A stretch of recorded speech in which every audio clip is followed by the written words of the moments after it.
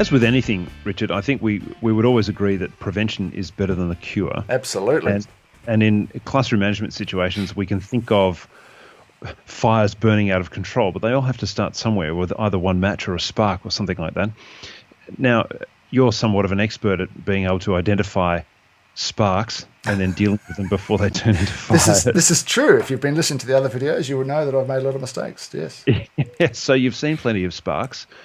After that length of time, with the length of experience or the length of time that you've been collecting that experience, I should say, what do you do when you see sparks in the classroom? Well, I'm assuming you don't go straight for the fire extinguisher. May I? There's a perfect story. I've got to tell the story. There's a few stories I want to tell. I've got a story just for this, right? So later in my career, I had a friend who had a brother who was a late career starting teacher. He was going to become a maths teacher. And so I was asked, look, Richard, do you reckon, I'll call him Peter. Would you mind if Peter, is there any chance that Peter could get some practice, teaching? I said, yeah, sure. So I had this, he was probably in his 30s, but he never taught before. And I thought, well, I'll give him I had a really, really cushy Year 8 class. Like, they were great kids. I've never seen them do anything to push the line, and they were pretty smart kids. I thought this would be a breeze. And my desk was at the back corner of the room, which is a really good position for a teacher's desk, by the way. You don't want to be in the line of fire. You want to be on the side so you can actually see what's going on, because the kids forget that you're watching.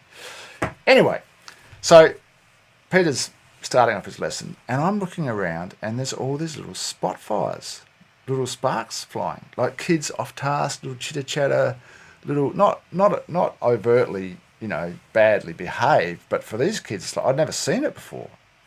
But what happened for me was a massive deja vu, because it took me back to all these experiences I'd had as a prac teacher and in my first couple of years of teaching. And I saw, oh my gosh, this is what happens. The teacher, the inexperienced teacher, doesn't see these little activities as sparks. So it's, kids just whispering, like just being off task. Or you might have a kid who's, playing with a pen or something, and there's a bit of a giggle going on. So he's becoming a focus of a few kids' attention, and the teacher's trying to teach, but the teacher's not picking it up. And I'm just saying, this is going to go pear-shaped. So we had so that's the thing about sparks. And we chatted after the lesson, and I said, look, did you notice those kids were doing this and that? And he said, oh, yeah, I did. And I said, well, you need to have the confidence to, you need to like pull them in a line, because if you don't, then they become wildfires. It's going, yeah. So it didn't intervene. So there was no attempted intervention.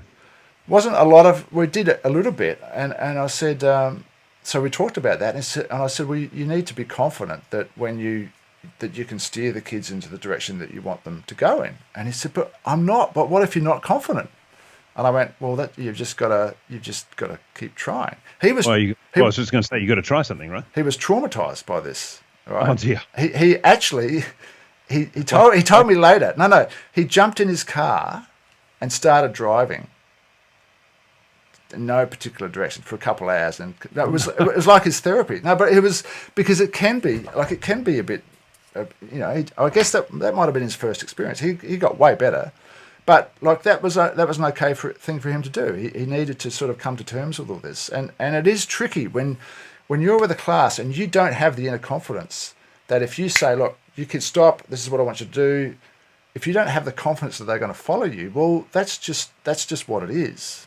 It's like, you just kind of need to keep going and maybe fake the confidence.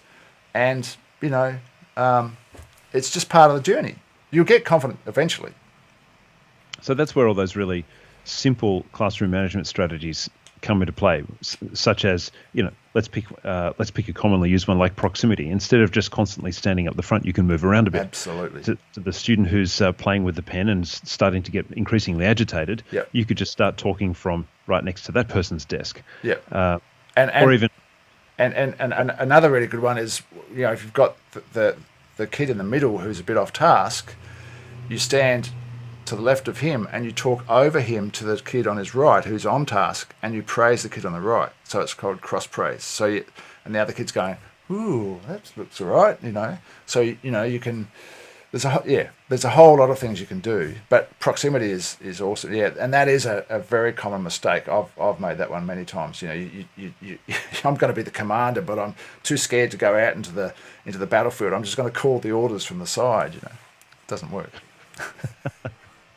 So, so another one of your own personal experiences is one where you thought that you'd done a whole string of lessons, which you thought were really cool and worked really well, only to realize that a couple of weeks later, actually, there was quite a bit of trouble going on. What was happening with that? Well, it was more to the point where I know this was an experience in prac teaching, but also definitely in my first year, and I think for the first couple of years that I was teaching. And what would happen is, I walk into a new class, right, and you're really hoping it's going to go well. And you come out of that first lesson and you go, I can't even believe my luck. These kids are fantastic. They love me. We're all on the same page, you know. And then I would go through the second lesson, same thing. This is awesome, you know, I'm loving this. This is great. And then I don't know what would happen during the next week, but I'd suddenly find myself about 8 days in, and I've got a massive problem on my hands. This class has turned on me. And I would go, what happened? They were really good, and now they're really not good. And I don't know what happened. No, this is seriously, this would happen. And it took me a number of years before I worked it out. And it's just because I hadn't learned to recognise the sparks. I hadn't, and to deal with it, right? So I was probably too concerned with getting my content out and just, you know, doing all those things. And I wasn't dealing, I was too focused on me and not enough on them, right? And I mean, I could criticise a lot of other aspects of those lessons because it was very, you know, traditional and all that sort of stuff. But I wasn't winning them over. I wasn't thinking about winning them over. And I lost them within a week. And then I had problems. But, you know, see, and the kids will give you a chance for a while. So in that first week, it's like, okay, do you want us with you or do you want us against you? It's your choice, Mr. Teacher. So how did you bring them around? How did you solve that problem? I don't know that I really did solve the problem that year. So you just descended into an No. You just, you know, you sort of. It wasn't until a bit later in my career that I really worked out how to turn students around and classes around. But I guess in that first year, it was an ongoing battle with that particular class that I'm thinking about. But I guess the main thing that you put it down to is that you just weren't quick enough to identify those little problems. I wasn't seeing them. That by the time they got into larger problems, it was just insurmountable.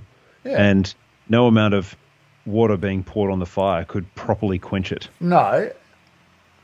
If I walked in there now, I could solve it. But at that time, I didn't have the tools. I didn't know how to turn it around. So I go into battle with this class, and it just stays a battle. You never win it. Right? I didn't understand some of the other things. I didn't understand that the reason I was having trouble was basically me.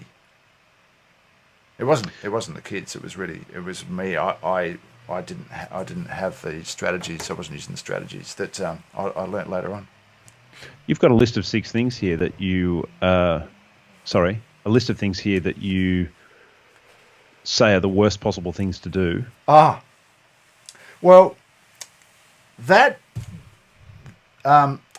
this is sort of related. This is very, very relevant to a beginning teacher or a prac teacher, right?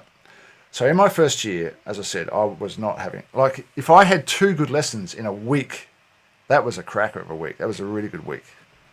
In my second year of teaching, if I had 2 bad lessons in a week, that was a bad week. That's how diabolically different my second year was to my first year. Because when I mentioned in a previous video, we scored a head of department in the second year, and I said to Bob, look, all I'm asking for is, can I have a fresh start? I had a shocker year last year. I just want to have new kids. Yeah, sure, no worries. Give all your problem kids to me, right? I said, okay.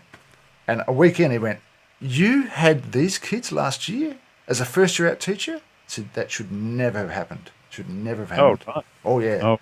And so he recognised them as being totally students. But he ripped him into line within about 3 or 4 weeks. I couldn't believe it. I was just like, oh, thank God.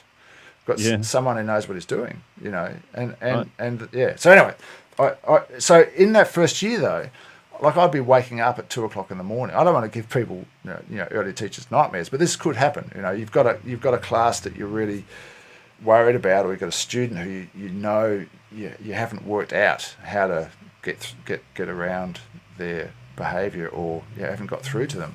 And so I'm waking up. Oh my God, how am I going to deal with this? I've got this class. I've got 10C tomorrow. And I was really worried. And then I said to myself, why don't you just think about the worst thing that could happen, and then decide what you do about it? That's a good idea. So I thought, okay, so what if a student stood up in class and said, Mr. Andy, why don't you just go and get effed? Like, what would I do? What would I do? Well, that would be pretty bad. What would I do? And I thought about it. I thought, okay, well, I'll do this, and I'll do this, and I'll do this. Okay, what's the next one? Well, what if this happened? Okay, what would I do? Okay. And that, just doing that, and you can only really come up with 3 or 4 really bad scenarios. And once you know... So what you're doing, you're preparing yourself mentally. You're giving yourself a mental toolkit, really. Because in reflection, what I was worried about is that something would happen and I didn't know how to deal with it. Right. And so that was the worry. Yeah. Not so much what actually happened, no, but the fact that you weren't sure about how to react to it properly. Well, I thought the worry, now that I think about it, I thought the worry was that something bad might happen, but really the worry is that you're not going to be able to deal with it. Yeah. Once you know how you're going to deal with it, then it's no longer a problem. And guess what? There's probably a lot less chance that it's going to happen if you know how you're going to deal with it, because the kids will pick up on it. So I think that is a really good piece of information for a beginning teacher or for a prac teacher. And you might need to talk to the head of department or your supervising teacher or your principal or whatever to say, hey, look, I'm a bit worried about this class and I'm with a couple of kids, so I've just been thinking through scenarios and this is what I'm thinking. Like, do you want to suggest anything else? Because they might say, look, send him, buddy, just send him to my office, or whatever it is. So if I can just go back to the sparks and fire analogy, then really what you're doing is a bit of pre-fire preparation. You're pulling the leaves out of your gutters. You're making sure that the bush hasn't grown too close to the house. Well, yeah. If it's really bad, like with those kids, you might even ask for permission to do a bit of a backburn, which is kind of like going back to your head teacher saying, listen, I want a fresh start. Here are some issues. And I mean, that's taking it to that next level. But at least it meant that you weren't waking up at 2:00 in the morning. I suppose the backburn is a good analogy. It's like, well, I'm scared of the bushfire, so let's get prepared. Like, what would I do? Well, let's get this in, let's get things ready so it's all there ready to go, I guess. But ultimately, see, later in your career, you shouldn't need to be doing that at all, because you should be able to handle all your issues. But initially, it's good to have a bit of backup. So, what would you do if something really bad went wrong? Think it through, and then you can breathe easy. So like 80% of my stress just left after that, because I thought, oh, it's not that bad. If this kid did tell me to get effed, I'd go, oh, that's actually not appropriate. I'll see you later, or go to the deputies or whatever, And so once you've got a handle on those things, or starting to get a handle on them, you can then start to think about the more interesting things, like student agency, for example, and the relationships that you can build. Exactly. I believe we're going to talk about that later. Hey, let's talk about that one next time. Yeah, I look forward to that. Okay, cheers.